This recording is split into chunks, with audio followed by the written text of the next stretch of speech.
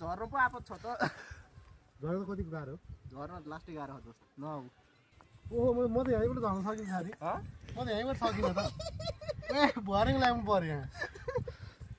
तिम्रो बाटो हिँड्नु भएछ तिम्रो गयो मेरो मार्गदर्शनमा हिँड्ने थिएँ ए के मार्न खोजेको क्या म त यत्तिकै झरे त दो अब तिमी अलि गाह्रै छ सब फुसफुसै रहेछ के फुसफुसै रहेछ